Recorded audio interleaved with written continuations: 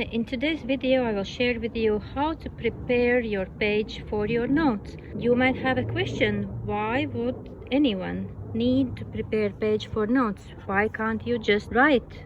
I also just write, take notes, but the thing is that people have needs to create. Also, for our brain to process better information, we can apply better information if we combine it with images. And that's complicated process, compound process. That's not only one reason. In other videos I will share also from art therapy all kinds of cool discoveries. Why would anyone need to use images and colors? And that shouldn't be anything complicated. For example, here's one of my notes. It is not actually, it was not meant to show anyone. It's just the process how I process my information, and I want to remember something and then I put it down. There are colors, images, and some kinds of other things. It's not really art journaling. I call it art journaling, but that is not art journaling in a general sense.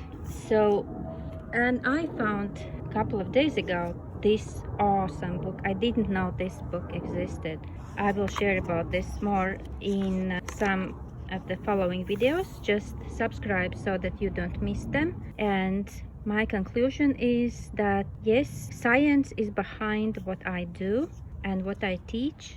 Works of art everybody needs. That is how we are built. So subscribe, and we will explore in one of the next videos this book through the lens of art journaling and note making with images and colors. Your notebook can be any notebook. This is just a regular composition notebook I bought just for $1 in sale here in Florida, and here are leftovers from some of my artworks. I just don't throw out paint most of the time, not always, but I clean the brush. In this way I have prepared some pages all around the house. Open notebooks are drying around like this. So, and what to do next about that one? When your pages are painted, what to do next? About this in this video. How to prepare page like this.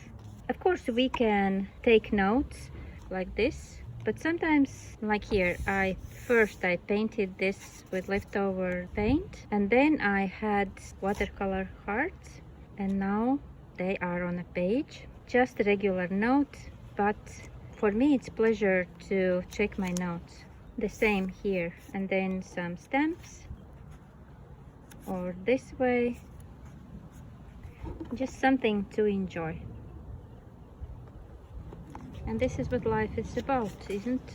And so here's also one page with leftover paint. Then I just played around with some stamps, and it just is so much different than when you open page like this. And so here, like brown, nothing special. Let's see what we can do to play around with some paint. One of the things is that we can use different stencils. These are 3 of my favorites, and then check what would fit better here. I will use this. The choice of color for brown, it would fit any color, but just because I have orange here, I want to follow color wheel. So all these colors, red, orange, and all the yellows. Okay, for red I will use Posca pen to write my titles. This is red, orange, and for orange I will do this a little bit more yellow.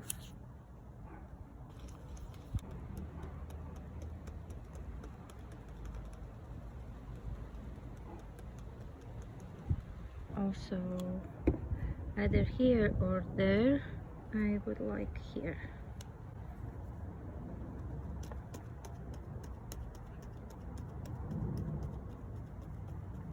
The next thing is choice of stamps. Some of stamps, I love this stamp. It just doesn't go together with these ornaments. I would use, in this stage in preparing the page, so that I can write later on them with Posca pen. Round shape or any of these shapes. I would use this here.